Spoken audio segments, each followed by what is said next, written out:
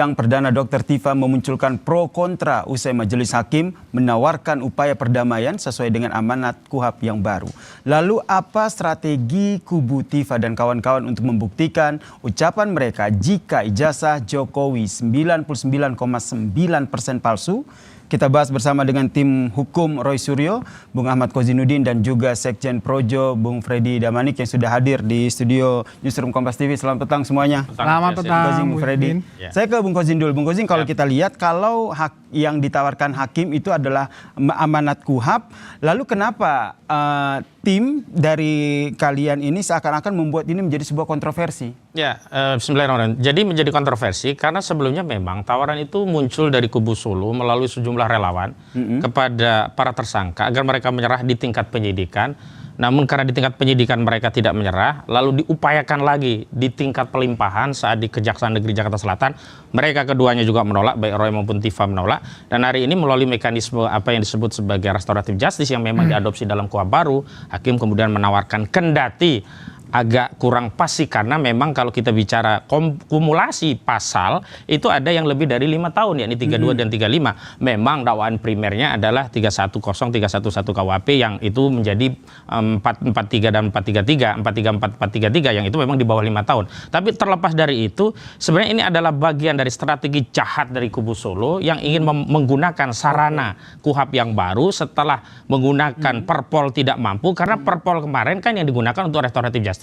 Kita protes itu tidak bisa karena menggunakan Perpol yang lama, karena pelaporannya masih menggunakan KUHP yang lama. Jadi ini adalah bagian dari repetisi untuk menekan para pejuang kita ini agar mereka menyerah sebelum akhirnya bisa membuktikan bahwa ijazah saudara Joko Widodo palsu. Begitu. Saya ke Bung Freddy, strategi jahat apa yang disampaikan? Menurut Anda benar nih strategi jahat dari kubu Solo? Iya, saya yakin ini kubu Solo Pak Jokowi tidak tahu menau ini tentang atau setidaknya jangan-jangan memang kuasa hukum juga belum menjelaskan bahwa memang sekarang dengan KUHP baru ini ternyata di persidangan juga ditanyakan nih ya terdakwanya masih mau nggak restoratif justice kan gitu. Di KUHP memang diatur ya tahapan itu mulai penyidikan, di penuntutan termasuk di persidangan. Jadi saya rasa itu majelis hakim hanya menyampaikan bahwa mekanisme itu masih bisa. Walaupun tadi udah dijelaskan di dakwaan subsidiar sebetulnya itu tidak memenuhi syarat lagi karena ancamannya lebih dari 5 tahun. Tapi yang mau saya katakan begini.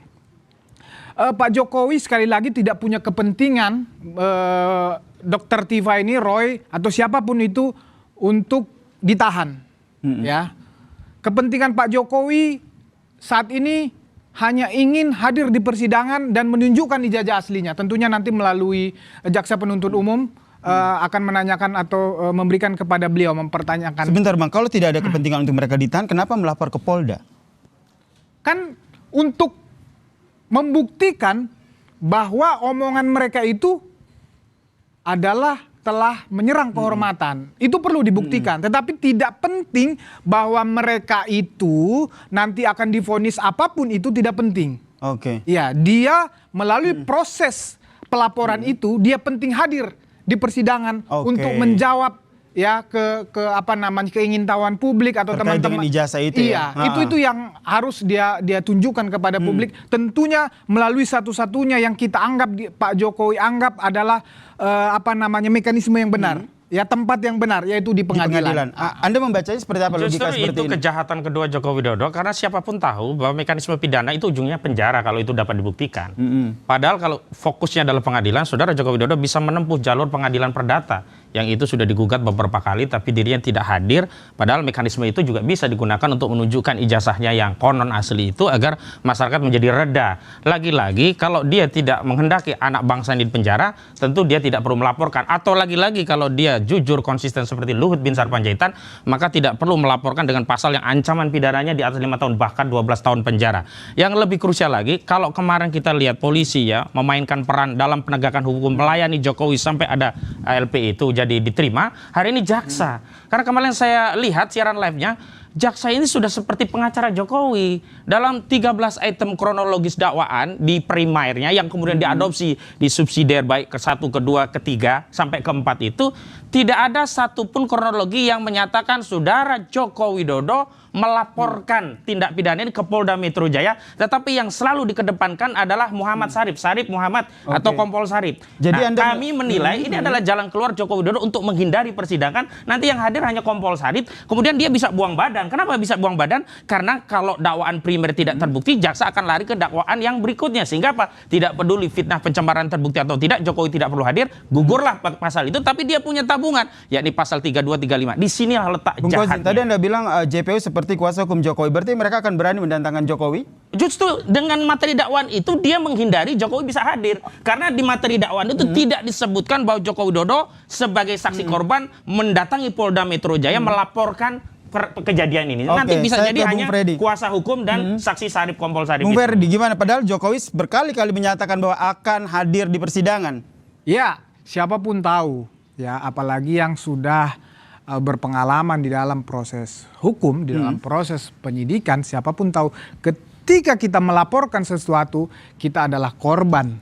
Dan di dalam sidang pidana, di dalam persidangan entah pembuktian nanti pemeriksaan saksi, pasti pelapor yang merupakan korban akan hadir di persidangan. Kalau dia tidak hadir, berarti dia merugikan dirinya sendiri sebagai pelapor, sebagai korban. Artinya dia melepaskan haknya untuk menyatakan kerugiannya di depan persidangan. Jadi yang masalah narasi atau dakwaan, narasi dakwaan yang dibangun oleh jaksa penuntut umum, ya itulah cara mereka. Itu dia strategi dia untuk menyusun dakwaan, ya proses terjadi awalnya itu bukan berarti bahwa di situ menghilangkan ya peran Pak Jokowi sebagai pelapor ataupun korban. Tetap ya itu hanya menggambarkan bahwa proses kejadian itu adalah informasinya dia dapat awalnya dari Kompol Sarip. Tapi kalau seandainya dibilang oleh Bung Kozin tadi ada Kompol Sarip yang nanti dipasang dan akhirnya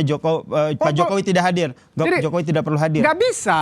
Jadi Anda tetap yakin betul bahwa Joko Widodo akan hadir di persidangan? Kompol Sarip itu sama perannya seperti saya nanti di persidangan, hanya sebagai saksi. Oke. Saya juga agak terkejut, termasuk materi saya ada di dakwaan itu, ya ketika di satu acara televisi, ada di situ. Jadi pasti korban Pak Jokowi selaku korban dan pelapor pasti hadir. Bukan Kompol Sarip hadir sebagai saksi. Beda ini, kapasitasnya beda itu. Jadi tetap ya Jokowi akan hadir pasti di persidangan. Pasti Bung Kozin, Jokowi tetap hadir di persidangan. Jadi logika Anda tadi yang menyatakan bahwa jika cukup Kompol Sarip saja yang hadir, seperti apa? Jokowi bisa hadir, tetapi dengan dakwaan yang alternatif dia bisa tidak hadir dan orang bisa juga kena hukuman karena ada delik umumnya. Nah ini yang saya sebut strategi jahat dan licik. Kenapa? Sejak awal kami katakan kalau memang fitnah dihinakan sehina-hinanya, direndahkan serendah-rendahnya, fokus saja 310, 311 KUHP kalau dulu. Sekarang menjadi 433, 434. Hari ini justru muncul juga 3235. Jokowi bisa saja dia tidak datang dan memang lepas